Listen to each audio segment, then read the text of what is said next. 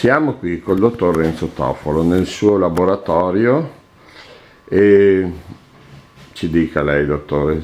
Non saprei da che parte cominciare, visto che praticamente qui facciamo vari tipi di preparati, fondamentalmente quando un medico ti porta una ricetta medica e ti dice eh, esattamente che devi fare delle capsule, quindi in quel caso utilizziamo delle incapsulatrici o delle compresse, come in questo caso utilizziamo delle comprimitrici, oppure quando devi semplicemente fare delle cartine, delle sciroppi, delle emulsioni, delle pomate, ci sono varie altre strumentazioni che servono appunto per fare tutte quante queste cose.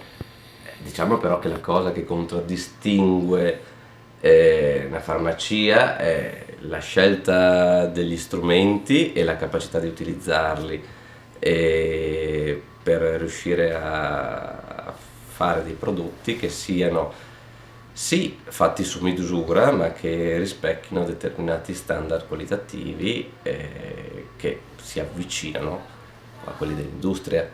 Dire che sono identici a quelli dell'industria sarebbe mentire a se stessi.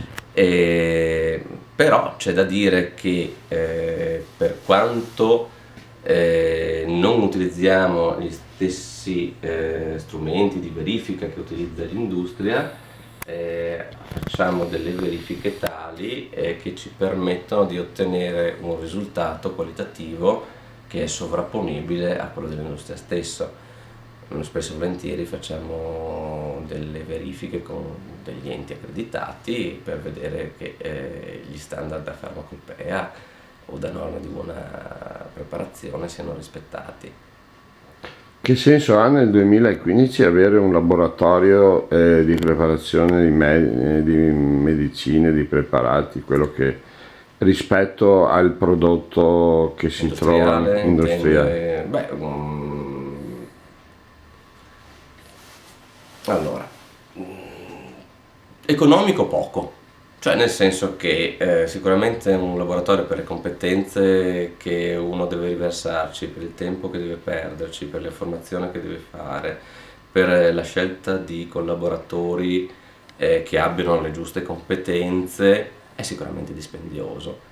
Però è la quintessenza del farmacista, della professione, saper fare farmaci, dalla sintesi della materia prima fino alla costruzione del farmaco, cioè prendere quel principio attivo in quella forma di medicamentosa, cioè quindi in capsula, compressa, pomata, sciroppo, tintura, gocce o che altro, a seconda appunto dell'utilizzo che se ne deve fare, mascolandone il gusto o rendendole gastroprotette per potersi liberare all'interno dell'intestino e non nello stomaco, dare delle forme in ritardo oppure no. Ci sono tutte quante cose che servono a veicolare meglio il principio attivo laddove deve fare il suo lavoro. Questo l'industria farmaceutica lo fa soltanto per grandi lotti e lo fa soltanto quando c'è un consumo tale di farmaco da giustificare l'investimento dello stesso. Tutte quante le malattie cosiddette orfane che non hanno un quantitativo di pazienti sufficienti a giustificare la produzione di un farmaco possono trovare risposta presso i laboratori delle varie farmacie. C'è a questo proposito un'associazione che si chiama UPFAM, della quale anche faccio parte, che serve a fare proprio l'unione farmacisti per i farmaci orfani. Però non è sul tornaconto economico che si deve fondare la cosa, è sul concetto di risposta a un bisogno di salute è un'altra arma non da poco a disposizione. Spesso e volentieri mi è capitato, sono state delle richieste di continuare una terapia con dei farmaci che non sono più in commercio e si trova soltanto il principio attivo. In quel caso si può fare. Oppure di principi attivi che non sono in commercio in Italia ma lo sono nel resto d'Europa, e anche in questo caso si può fare, sempre naturalmente dietro presentazione di ricetta medica. Oppure nel caso specifico, queste sono delle richieste che vengono spesso dall'ospedale, un farmaco che a quel dosaggio non si trova per l'uso pediatrico, oppure un farmaco che deve essere utilizzato ad un determinato dosaggio in modo continuativo per un utilizzo differente rispetto al farmaco che è in commercio, che viene utilizzato ad esempio per un uso acuto. Sono problematiche tecniche sicuramente abbastanza difficili anche da spiegare, che però permettono alla fine di dare delle risposte, di dare delle cure a un gran numero di malattie, e in modo soprattutto più mirato, cioè chiamiamolo personalizzato, visto che non siamo tutti quanti uguali e visto che spesso e volentieri il dosaggio deve essere adattato alla particolare esigenza, e soprattutto se si trasforma un farmaco da compressa a sciroppo, a goccio, che altro, per esigenze di si chiama compliance, cioè di gradimento da parte del paziente, come un'altra forma perché la compressa è troppo grande, eccetera, eccetera. Il farmacista ha le competenze per sapere se ciò è possibile, oppure se il fatto di scioglierlo in uno sciroppo, eccetera, eccetera, lo rende inutilizzabile perché inattiva il principio attivo, e quindi cambia anche la validità. Deve essere un farmaco fatto in modo estemporaneo, cioè quindi fatto e utilizzato entro un breve tempo, tutte cose che alla fine l'industria non può proprio dare, cioè non riesce a dare una risposta in questo campo, anche se ci sono delle nazioni in cui le industrie cercano di attrezzarsi in questo, facendo un po' una forzatura.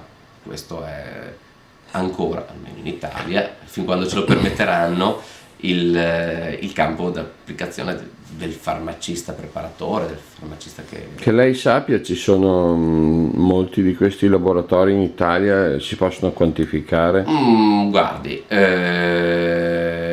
tutte le farmacie per legge in Italia possono preparare, se sono attrezzate, farmaci galenici, quindi qualunque farmacia potrebbe in teoria preparare dei farmaci. Le forme più semplici sono a disposizione praticamente, cioè le possono preparare veramente tutti con l'attrezzatura minima obbligatoria, che è la bilancia e un minimo di vetraria, una soluzione, una dispensazione delle cartine. Qualunque farmacia è in grado di farla se reperisce la sostanza. Preparazioni un pochino più complicate come le capsule presuppongono di avere un'incapsulatrice, di avere un miscelatore per polveri, di avere dell'altra attrezzatura che è più costosa, quindi ci deve essere un investimento e bisogna conoscerlo e saperlo utilizzare nel modo corretto. Fare compresse è ulteriormente più complicato, che chiede un'attrezzatura ancora più complicate, ancora più costose, e delle capacità tecniche per formulare appunto delle polveri che possono essere trasformate in compresse. Sciroppi, emulsioni, pomate, tutto quanto il resto presuppongono almeno l'utilizzo di sistemi termostatati per il controllo del calore, di un turboemulsore a vuoto o non, sistemi di controllo del pH, eccetera, eccetera, che sono ancora, cioè che non tutte le farmacie hanno. Diciamo che farmacie attrezzate abbastanza bene per fare preparati galenici sono circa il 10% delle farmacie italiane.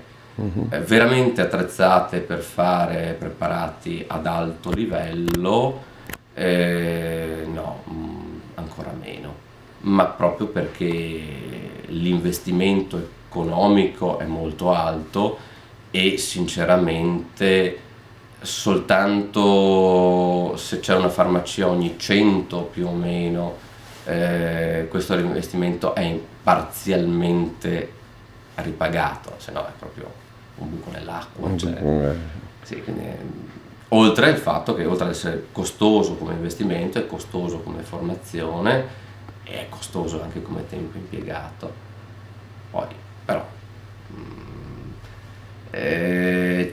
per fortuna tutti quanti i colleghi che hanno questa passione, chiamiamola così, o che sono strettamente legati alla professione del farmacista in senso più antico, chiamiamolo così, del termine, anche se fatta però con strumentazione moderna e con tecniche e metodologie moderne attuali, e sono ben contenti quasi sempre di investire parte dell'utile che hanno in altri settori per far progredire bene o male il loro laboratorio. È un servizio aggiunto che a mio avviso personalissimo naturalmente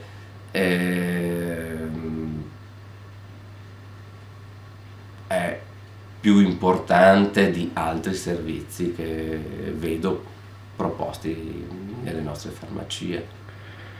Quindi, coniugando la farmacia, chiamiamola così, antica con quella moderna, qual è la sua visione? Come vede la farmacia del futuro, fra 100 anni? Come sarà la farmacia? Non è detto che tra 100 anni ci sarà la farmacia, primo. Non è detto che neanche tra 100 anni ci saranno gli ospedali, non è detto che le cure saranno così come le intendiamo adesso noi, è talmente in là nel tempo che difficilmente potrei dare una risposta. Sicuramente un'attenzione sempre più pressante verso la genomica, le cure personalizzate e tutto quanto il resto porteranno necessariamente a creare dei farmaci ad hoc e dei farmaci ad hoc che con un alto contenuto tecnologico possono essere veramente fatti su misura. Attenzione, entriamo in un campo completamente inesplorato di cui stiamo vedendo ora le avvisaglie. Sicuramente di fronte a una nuova personalizzazione e una possibilità di una personalizzazione estrema rinunceremo sicuramente a determinate sicurezze per quanto riguarda il cosiddetto sicurezza stessa del farmaco, che in questo momento è data soltanto dal numero di persone che hanno preso quel farmaco senza avere degli effetti collaterali. Se il farmaco è nuovo e è fatto ad hoc per quella persona è pur sempre un rischio. Quindi tutto il know-how, tutta quanta la capacità di predire gli effetti di una molecola nel nostro corpo saranno il futuro della medicina del futuro, ma non so se questo avverrà tra 10, 20, 30, 100, 500 anni. Un'ultima domanda. Ogni epoca ha avuto una sua malattia, un modo per il quale dal quale la gente non riusciva a curarsi. Nel passato ogni secolo ha avuto le sue malattie. Oggi siamo di fronte a delle malattie che non riusciamo ancora a sconfiggere. La mia domanda è questa. E una volta riuscite a sconfiggere queste malattie, sembra che ogni secolo se ne riproponga una di nuova. Se riusciremo a sconfiggere il tumore, per esempio, fra 10, 20, 30 anni completamente, se ne produrrà una di nuova. Non sono d'accordo su questo No. modo di concepire No. le cose per tante ragioni. Allora, partiamo da un presupposto. Le malattie che hanno mietuto tantissime vittime nel passato sono delle virosi o delle epidemie sostenute da virus o batteri, da cui la peste, la spagnola, epidemie di un'altra pandemia che è presente nel mondo di cui non si parla, la malaria, che miete più morti dell'Ebola, l'Ebola in questi casi, cioè sono delle virosi, delle infezioni che hanno la capacità di prendere in poco tempo tante persone e che devono essere sconfitte, si possono sconfiggere con le vaccinazioni e con delle cure. Le cure naturalmente sfruttano le differenze che ci sono tra il nostro metabolismo e il metabolismo dell'attaccante, e l'attaccante, visto che non si fa attaccare senza reagire, sviluppa delle contromisure, al punto tale che ad esempio adesso c'è il problema della resistenza agli antibiotici, malattie che erano sconfiggibili facilmente in passato diventeranno meno facilmente sconfiggibili in futuro, proprio per il fatto che quei batteri, quei virus che noi facilmente debellavamo con la penicillina o con altri antibiotici di vario tipo, adesso gli stessi batteri sono mutati e sono diventati resistenti agli antibiotici stessi. È stato così eclatante, così efficiente l'antibiotico in passato che si è pensato anche di abusarne. Abusare l'antibiotico ha portato a creare batteri resistenti e questa è una problematica, quindi ci sarà costantemente una rincorsa alle armi. Quando noi debelleremo delle malattie se ne presenteranno di nuove e così via, ci sarà una continua rincorsa, ci saranno nuove malattie che emergono e nuovi farmaci che le curano, ma questa è la vita, perché debellando delle malattie lasciamo spazio ad altre. E questo fa parte della vita, quindi non ci sarà mai, da quello che vedo io, un momento in cui ciò è. E la più grossa arma nei confronti di questo tipo di aggressione è il nostro sistema immunitario stesso, in cui, cioè, noi abbiamo le medicine dentro di noi, di fatto. Tumore è una malattia degenerativa che può avere tantissime modalità di espressione, cioè ci sono tumori che sono sicuramente dovuti a mutazioni dovute alle radiazioni, quindi le leucemie sono un esempio, la leucemia da radiazione è un classico. Ci sono dei tumori che sono dovuti a degli attacchi virali, cioè un attacco virale lascia uno strascico. Due esempi sono il papillomavirus, il tumore alla cervice, e il tumore epatico dopo un'infezione di un'epatite C. Il virus crea la strada, cioè modifica il materiale genetico e fa impazzire le cellule e modifica soprattutto anche il territorio che sta attorno alle cellule modificate, e quindi mette le basi per questo. E poi ci sono decine e decine di tumori che hanno le più svariate origini, da tossici ambientali a predisposizione genetica più tossici ambientali e così via. Non vorrei dire che ogni tumore ha una storia a sé, ma quasi. E sì, sicuramente ci accorgiamo tanto di questo problema, però ricordiamoci che difficilmente uno che muore di peste poi si può ammalare di tumore, quindi forse nel Medioevo non c'erano perché morivamo per altre ragioni.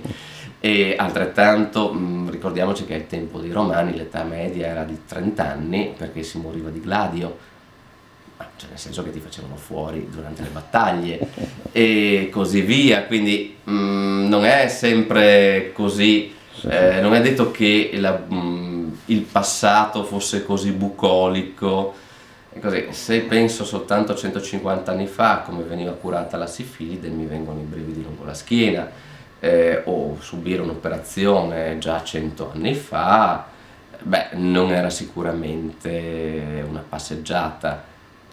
A questo proposito, subire le operazioni mi fa venire in mente, in questi ultimi decenni si è molto lavorato sulle protesi, chiamiamoli anche in maniera un po' volgare, pezzi di ricambio del corpo umano. Andiamo verso la robotizzazione dell'uomo in questo senso? Cioè, Ci sono due filoni. Uno è sicuramente quello della protesi meccanica collegata al nostro sistema nervoso e l'arto artificiale, fondamentalmente, quello che ci viene in mente con Robocop o roba del genere, che ha avuto alcuni passi avanti veramente stratosferici. È di pochissimi anni fa circa il fatto che siano riusciti ad impiantare nel nervo ottico un chip che in modo wireless comunica con una telecamera e un cieco totale che però che ha subito la distruzione della retina e però ha il nervo ottico ancora integro, sono riusciti praticamente a decodificare le immagini di una telecamera in segnali comprensibili al nostro cervello e trasmissibili attraverso un nervo, che questa è una cosa stratosferica per la complessità. Naturalmente parliamo di immagini con delle risoluzioni bassissime, cioè 10x10, 20x20, luci e ombre, pixel, immagini sgranatissime, ma questa è la base per poi arrivare alla perfezione. e poi c'è tutta quanta la strada dell'ingegneria genetica, delle culture cellulari, della ricostruzione di organi in laboratorio, che comporta la ricostruzione ex novo di pezzi di ricambio impiantabili partendo dalle nostre linee cellulari. E che è di fatto questa la più grossa sfida.